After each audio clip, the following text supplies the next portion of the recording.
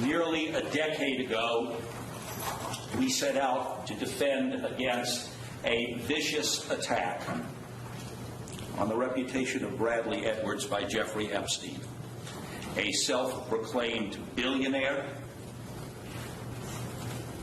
a serial sexual abuser of children. The assault was particularly egregious because it involved the malicious misuse of the civil justice system. It involved the use of the civil justice system as a tool for extortion. Today, we are announcing the settlement of the legal action that grew out of Jeffrey Epstein's assault against Bradley Edwards. But it is extremely important that this be understood. This settlement is not a compromise with Jeffrey Epstein. It is a surrender by Jeffrey Epstein. For the sake of Epstein's victims and for the vindication of his own reputation, Bradley Edwards would not and did not compromise his claims.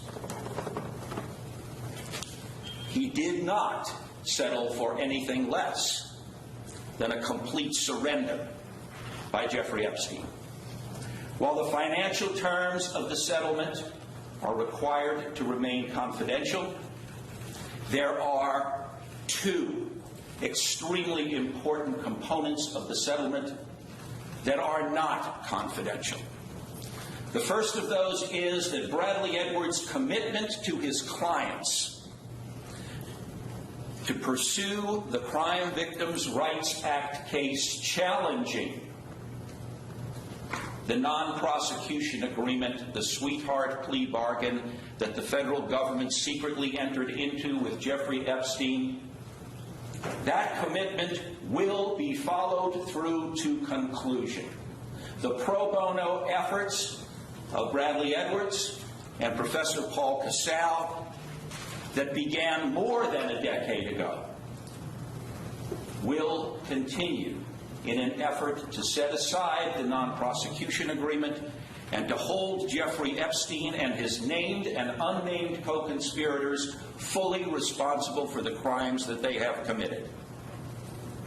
There is a second very important component of the resolution of this case, and that second very important component has required that the very recently negotiated settlement remain confidential until this morning in order that a maximum audience be here to hear the apology and acknowledgement of wrongdoing that is about to be read to you. This is not a compromise. This is a surrender, and we call upon the defense right now to fulfill their obligation to announce that apology. Thank you. Thank you, Mr. Fellow. Mr. Link? Yes, sir. May it please the Court. Your Honor, before I read the apology, I want to take just one moment to thank you and this Court for all the time that you have given us. You have bent over backwards with scheduling and time commitments, and we thank you for that, Mr. Epstein. Thank you. I blow it up really big font. This is Mr. Epstein's apology to Mr. Edwards. While Mr. Edwards was representing clients against me, I filed a lawsuit against him in which I made allegations about him that the evidence conclusively proves were absolutely false. The truth was that his aggressive investigation and litigation style was highly effective and therefore troublesome for me. The lawsuit I filed was my unreasonable attempt to damage his business reputation and cause Mr. Edwards to stop pursuing cases against me. It did not work. Despite my efforts, he continued to do an excellent job for his clients, and through his relentless pursuit, held me responsible. I am now admitting that I was wrong and that the things I said to try to harm Mr. Edwards' reputation as a trial lawyer were false. I sincerely apologize for the false and hurtful allegations I made and hope some forgiveness for my acknowledgement of wrongdoing. Thank you.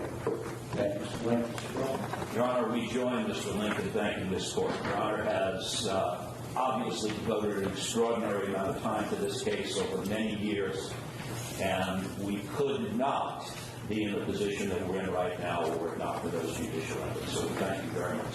Thank you, Your Honor.